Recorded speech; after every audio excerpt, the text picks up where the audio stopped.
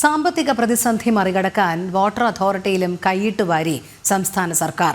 Treasury അക്കൗണ്ടിൽ നിന്ന് തിരികെ പിടിച്ചത് 770 കോടി. പണം തിരികെ നൽകണമെന്നാവശ്യപ്പെട്ട് വാട്ടർ അതോറിറ്റി MD നൽകിയ കത്ത് ജനം ടിവിക്ക് ലഭിച്ചു.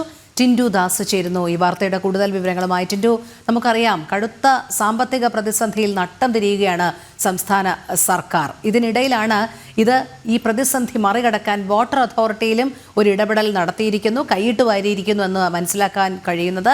എന്താണ് ഈ വാർത്ത സംബന്ധിച്ച കൂടുതൽ വിവരങ്ങൾ?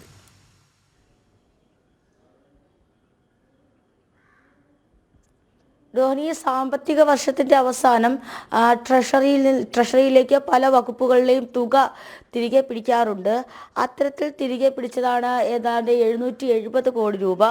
ഈ വർഷാവസാന സമയത്ത് ബാലൻസ് കാണിക്കുന്നതിന് വേണ്ടിയിട്ടും അതോടൊപ്പം തന്നെ ട്രഷറി ഓഡിയിലേക്ക് ഔട്ട് ഡ്രാഫ്റ്റിങ്ങിലേക്ക് പോകാതിരിക്കാൻ വേണ്ടിയിട്ടാണ് ഇത്തരത്തിലുള്ള തുകകൾ പല വകുപ്പുകളിൽ നിന്നും തിരികെ പിടിക്കുന്നത്. അത്തരത്തിൽ വാട്ടർ അതോറിറ്റിയിൽ നിന്നും 770 കോടി രൂപ ധനവകുപ്പ് ട്രഷറിയിലേക്ക് മാറ്റിയിരുന്നു.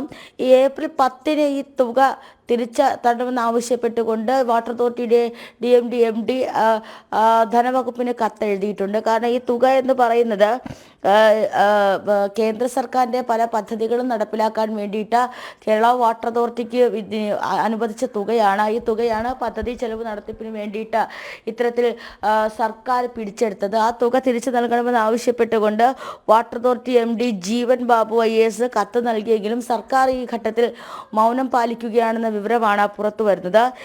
ഇപ്പോൾ ഇത്തരത്തിൽ പിടിച്ചെടുത്ത 770 കോടി രൂപ എന്ന് പറയുന്നത് വാട്ടർ അതോറിറ്റിയിലെ ജീവനക്കാർക്ക് ശമ്പളം നൽകുന്നതിന് അതോടൊപ്പം തന്നെ ശമ്പള ഇതര ആനുകൂല്യവും പെൻഷനും നൽകുന്നതിന് വേണ്ടിയിട്ട് തുകയുടെ ഒരു വിഹിതമാണെന്നും ആ കത്തിൽ വ്യക്തമാക്കുന്നുണ്ട്. കൂടാതെ തന്നെ ഈ 15ാം ധനകാര്യ കമ്മീഷൻ തദ്ദേശ വകുപ്പുകൾക്ക് അനുവദിച്ച തുകയാണ് ഇത്തരത്തിൽ വകമാറ്റിയിട്ടുള്ളത്. പൊതുകടമെടുപ്പിൻ്റെ കുടിശ്ശികയിലേക്ക് 719.16 കോടി രൂപ റവന്യൂ വരുമാനമായിട്ടായിരുന്നു വാട്ടർ അതോറിറ്റിക്ക് കേന്ദ്ര സർക്കാർ അനുവദിച്ചിട്ടുണ്ടായിരുന്നത്. വിവിധ ഭാഗങ്ങളിലായിട്ട്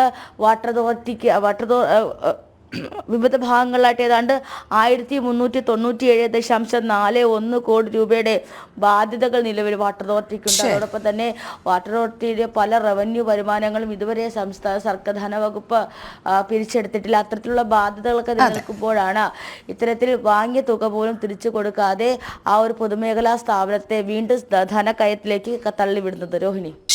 ശരി ടിൻഡു.